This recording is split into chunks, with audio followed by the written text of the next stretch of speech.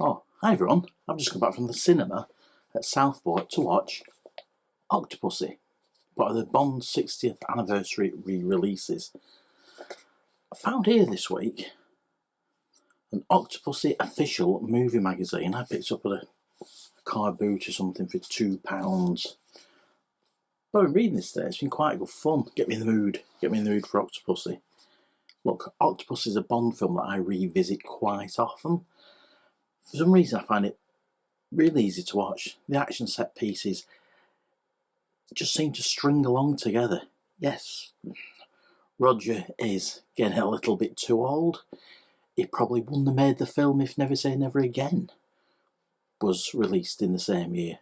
And I don't think it's a coincidence, but tonight when I was watching Octopussy at the cinema, Never Say Never Again was on TV, so it's 1983 again tonight, back in 2022, of the Battle of the Bonds. I've always been a fan of Octopussy, and it's a Bond film that I revisit quite often.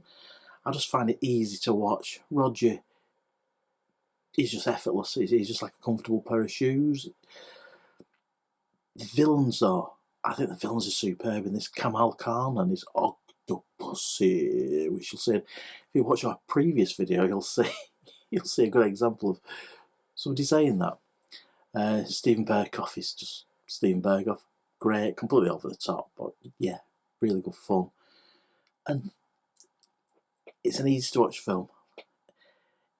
I think it gets lumped in with, oh, it's a Roger Moore film, but I think it's one of Roger's best Bond films.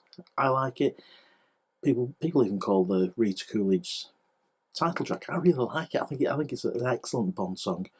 Better than some of the recent ones. Anyway, back to this. So there's Roger and Maud Adams on the front, and who's this centrefold?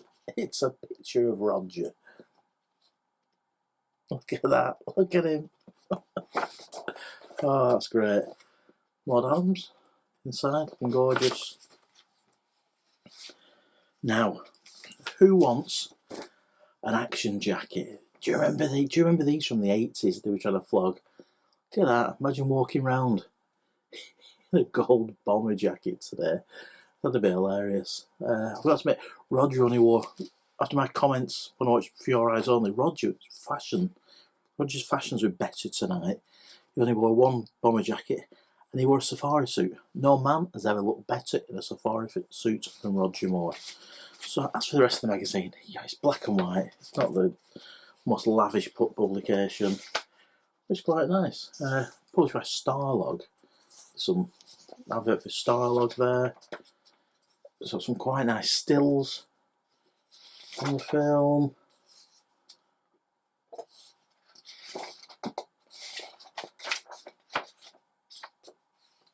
More stills. It's pretty nice, is this? One of these things you just pick up for not much money, and the soundtrack spectacular. It's by Love Me there, an LP. Nice picture of Rog. I thought his hair had changed a little bit since For Your Eyes Only. Bless him. Look, I'm nearly 50. If I look as good as that when I'm Roger's age, yeah, I'm very much down to it. It was superb. An age-defying. Maud Adams was probably a more age-appropriate leading lady. She gets a bit of criticism for Octopussy being kind of a superfluous character, but I think she's the character that ties it all together.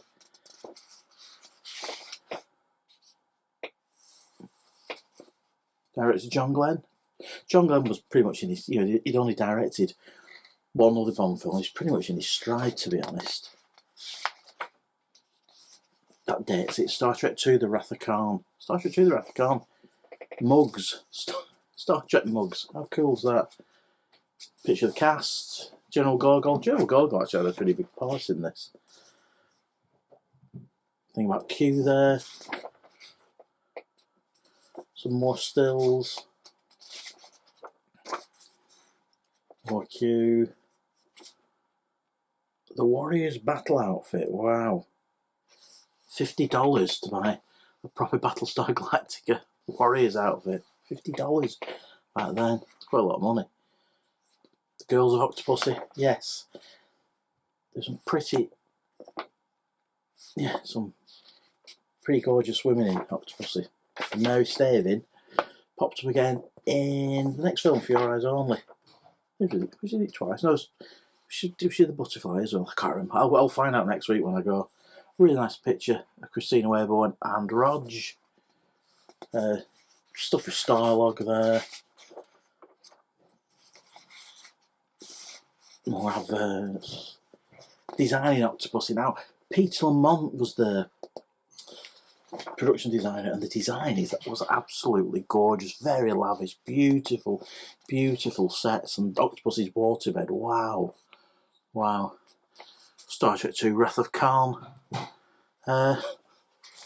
Game Watch. Storyboard for the aerial battles. So this is really nice. This is really good stuff. Some more shiny jackets, NASA jackets. It's quite nice actually. No, I'm not going to buy it. And an espionage dossier, so some of his leading ladies from the past. There we go. And Vicious Villains. 3 Blofelds. Knick Knack, Naomi. There you go, that's pretty much. It's a bit more colour there, Goldfinger in colour. And some more adverts with Starlog. And on the back, an advert for a role-playing game. Not quite sure what that is. So how much was this? This was £1.75 in the UK and $3.50 in US. I think the pound was far stronger back in 1983 than it is in 2022.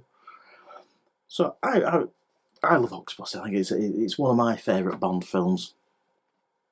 I even bought the soundtrack many years later. The John Barry soundtrack. Opening the soundtrack, what I remember when I was 10 when Octopussy came out, and I just loved inside of the not the best picture of Roger. I just loved, and I remember seeing that poster at the classic that become a Unit 4 cinema in Blackburn. I just love that image of Maud Adams, his 8 arms wrapped around Roger. I just think that's brilliant. Actually, trying to go. Okay, 1, 2, 3, 4, 5. Yeah, she has got 8 arms. I couldn't spot 2 of them. That just captivated me at the cinema. And I remember seeing this film, really liked it first time round. So I was 10. I'd already seen Moonraker and For Your Eyes Only at the cinema. Let's on this CD libretti up just for the sake of it. What's inside? What's inside?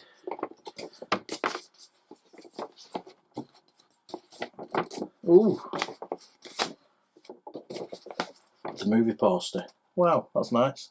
See, that's the poster. That is the poster that I can't remember when I went to see something else at the cinema before and saw that before it came out, and I love the film then. Love it now. Yes, Roger gets criticism for being too old. So what? He was great in it. He was great in that. He was great in The View to a Kill. So what? So what? He was in his mid-50s. Great performance. It would have been interesting if they animated Never Say Never Again. Who would have played Bond? James Brolin, perhaps. We've all seen the screen tests. And he had an American accent. Would he have cut the American accent? Anyway, that's never happened. That's a weird alternative universe. So, in the end, I think Kevin McClory did us a favour, because Roger come back again. He was on his deal, his infamous picture-by-picture deal here. Oh, come on, I'm not going to make another one. How much do you want, Roger? And yeah, kind of got a bit more money for every film. And good luck him. Good luck to him. What an absolute legend Roger Moore was. God bless him. Anyway, Octopussy tonight. I'm going for a beer. I've actually got some Cobra in the fridge because the Indian thing with Octopussy. As for the cinema screening, it was beautiful. What really stood out was, I've always thought Bond wore a lot of tan and like beige colours in this. And I never got it before, but looking at it at the cinema again, obviously I didn't notice this back in 1983, is that him being quite dressed in quite dull colours, everybody else in beautiful Indian clothing, bright reds and oranges. It just looked beautiful on the big screen. So, yeah, well, I really enjoyed it. Yeah, I might even put the Blu-ray on a little bit later on, later on tonight before bedtime. So, anyway, Octopussy tonight at View Cinema in Southport. Thanks for watching, and I hope to see you soon.